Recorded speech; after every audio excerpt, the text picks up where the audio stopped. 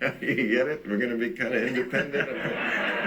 So I've been reading, it's the year, everybody's writing recaps of this kind of stuff. The stat I have to start with that I thought was most amazing, Jeff Bezos. Yep. Lost 38 million in his divorce, 38 billion in his divorce, and he made it all back in a month. He made 35 billion in 1 month. What does this tell us about America, gentlemen? Well, it's worse than that. We've had one individual add the GDP of Hungary to his net worth since the first virus, and that's Elon Musk, just in time for him to peace out and move to Texas so he doesn't have to pay taxes. We've seen billionaires go from 1.9 trillion in wealth to 4 trillion. The dirty secret of this pandemic is that the top 10%, much less the top 1%, are living their best lives. A virus and that some people, we see a lot of we actually see places that went out of business, like some of my favorite restaurants. Right. I drive by and I want to cry because they've been there for a long time. Ago's gone, it was there forever. But the people who did, if you're in the sit on your ass, look at a screen business, yes. Amazon, Apple, Google, Facebook, right? They're now worth 21% of the whole economy.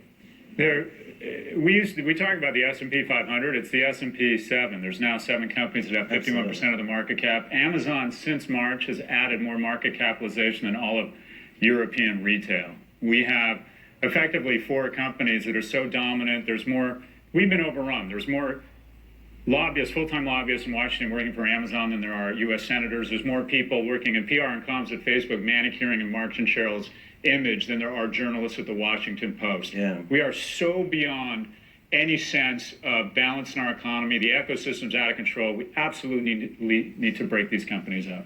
Yeah, it's almost like we're going to profit. There you go. Don't want to step on that, Bill. I'm old school, Bill. I'm not stepping on the point. No.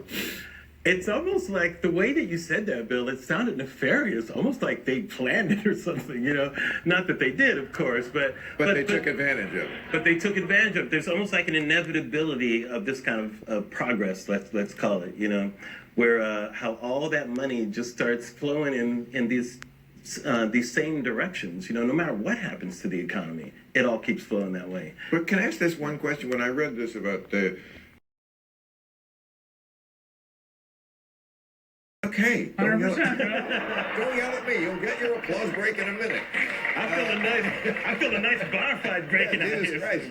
I'm not defending it. Yes. But I would defend capitalism. I feel like there's a flirtation now on the left because people don't read history. They don't know what happened before. They just live by slogans.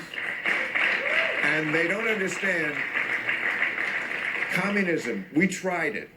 It wasn't that long ago, just too long ago, if you have that idea in your head, well, I wasn't alive for it, so I shouldn't know about it.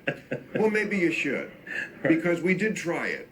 And I would say communism is worse than crony capitalism. Even crony capitalism is better than communism. Would you agree with that, Professor? Capitalism is hands down the best system of its kind. When young people are saying today, it's not capitalism. We have rugged individualism on the way up, and then we're all in this together on the way down, and we have socialism.